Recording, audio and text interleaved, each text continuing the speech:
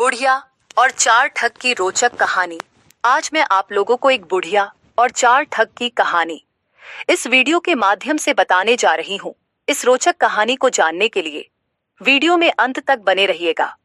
साथ ही इस वीडियो को लाइक करके चैनल को सब्सक्राइब कर लीजिएगा ताकि हर तरह की आने वाली कहानी का नोटिफिकेशन आपको मिल सके। तो आइए बिना देर किए इस कहानी को शुरू करते हैं। एक गांव में एक बुढ़िया रहती थी। वह बहुत गरीब थी, लेकिन ईमानदार और समझदार भी थी। उसके पास थोड़ी सी जमीन थी जिस पर वह मेहनत करके अपना गुजारा करती थी।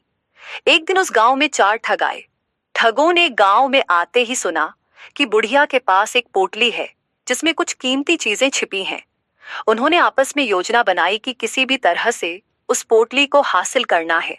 पहला ठग बुढ़िया के पास गया और बोला, अम्मा, मुझे बहुत भूख लगी है, क्या मुझे कुछ खाने को दोगी? बुढ़िया दयालु थी। उसने अपनी रोटी तोड़कर उसे दे दी।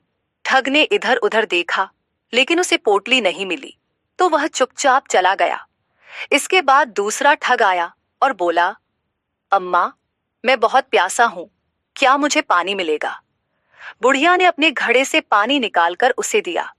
ठग ने ध्यान से घर का मुआयना किया, लेकिन पोटली नहीं दिखी। वह भी खाली हाथ चला गया। तब तीसरा ठग एक साधु के वेश में आया और बोला, माँ, मैं एक संत हूं, मुझे कुछ दान दो ताकि तुम्हारा भला हो।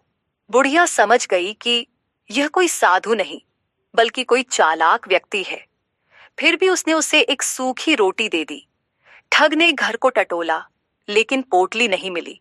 फिर अंत में अब चौथा ठग आया। वह पहले से ही गुस्से में था कि उसके साथी कुछ चुरा नहीं पाए। वह बुढ़िया से बोला, अम्मा, सुना है कि तुम्हारे पास एक कीमती पोटली है, मुझे दे दो वरना बुरा होगा। बुढ़िया हंसते हुए बोली, बेटा, अगर पोटली चाहिए तो पहले मेरे काम में मदद करो। चोर बोला, बताओ कौन सा काम करना है? तब बुढ़िया बोली, देखो, मेरा कुआं सूख गया है, अगर तुम कहीं से पानी ला दो तो मैं तुम्हें पोटली दे दूंगी। ठग को लालच आ गया।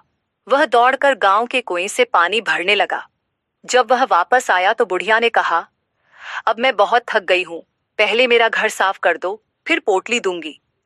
ठग ने घर भी साफ कर दिया। फिर बुढ़िया बोली, अब खेत से लकड़ियां ले आओ। ठग भागकर गया और लकड़ियां भी ले आया। जब ठग ने फिर से पोटली मांगी तो बुढ़िया मुस्कुराई और बोली, बेटा, यह पोटली मेरी मेहनत की कमाई है, लेकिन तुमने आज खूब मेहनत की, इसलिए असली दौलत तो तुम्हें ही मिल गई। ठग को अपनी मूर्खता का एहसास हुआ और वह लज्जित होकर वहां से भाग गया। इस कहानी से हमें यह सीख मिलती है कि बुद्धिमत्ता और मेहनत से किसी भी स्थिति का सामना किया जा सकता है। लालच बुरी चीज है और मेहनत ही असली संपत्ति होती है।